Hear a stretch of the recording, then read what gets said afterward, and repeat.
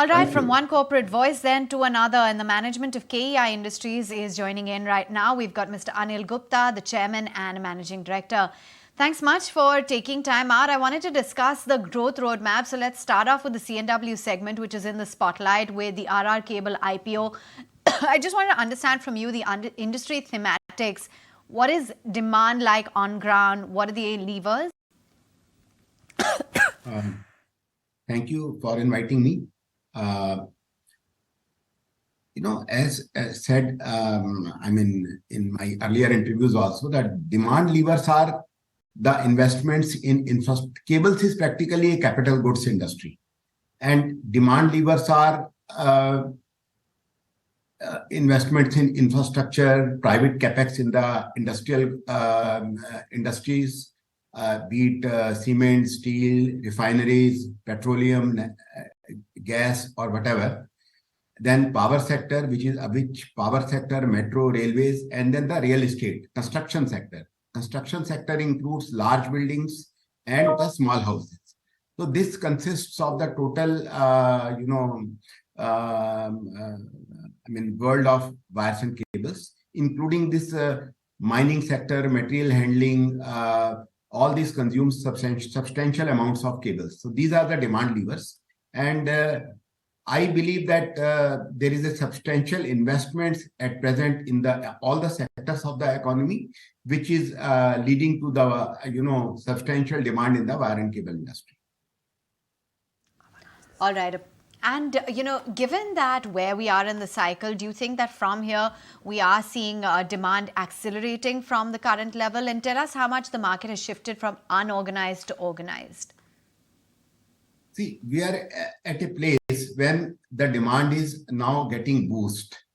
From last 2 years, substantial investment in infrastructure by central government and state governments is taking place, and which has a cascading effect on the demand. And I think this cascading effect will go on for coming many years, including the investment cycle is not going to come down by the government, and now the private capex is also coming up.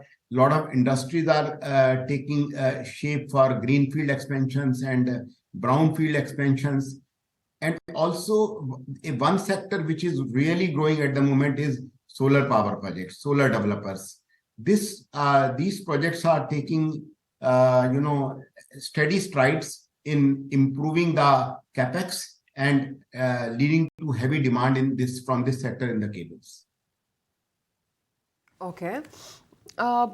So how much of the market would you say has already shifted from the unorganized sector to the organized sector? And is there more potential, you think? Or, are we already at the 80 to 90% level and we're already through with that, you think? I think in cables, we are already at 90% level where it is catered by the organized sector. So far as wires are concerned, I think still 25 to 30% market is still catered by unorganized sector. And gradually that is also getting shifted very slowly to the organized sector. And in the coming years, as the compliances are enforced, it will happen more rapidly. And cable sector, basically the demand is from the infra industries. So the unorganized sector is very low over there. Okay. There's also this, trend that one is seeing of uptrading and premiumization, right? Are you seeing that in cables and wires too, that people want branded names now? Yes. In wires and cables also, people wants branded name. Brand...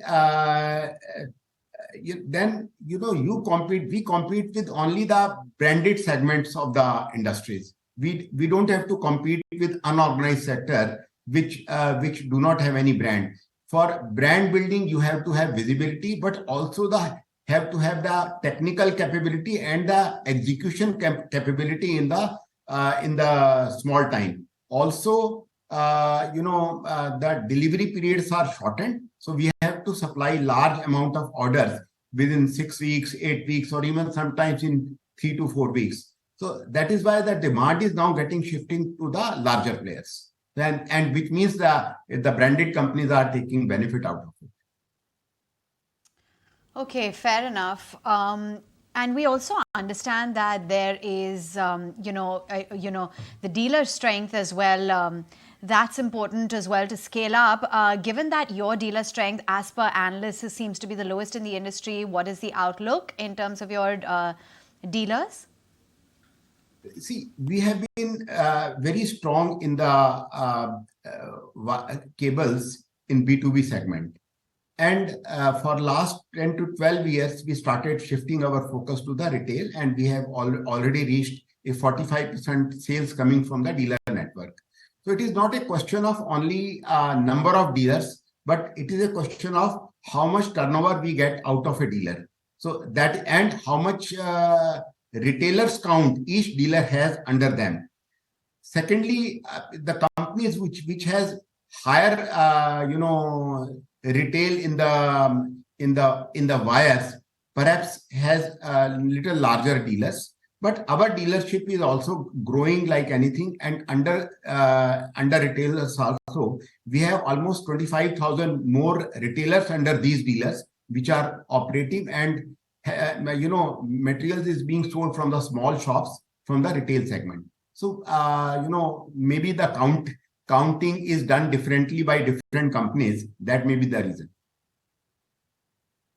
All right. And what is the outlook when it comes to raw material prices? How is that impacting your margin? How have copper and other raw material prices been trending? Has that impacted in any way your inventory levels?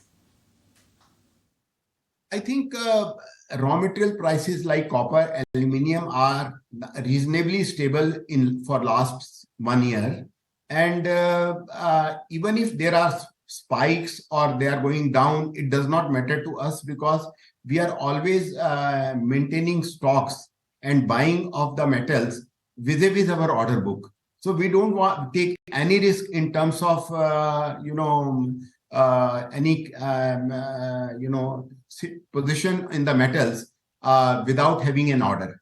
So it doesn't affect us, and whether if it is going down, we reduce our prices. If it is going up, we up our prices. So our margins are always stable in that. Thank you so much, Anil, for taking the time out and highlighting what's exactly going on with the industry and, of course, with your business as well. Good chatting with you.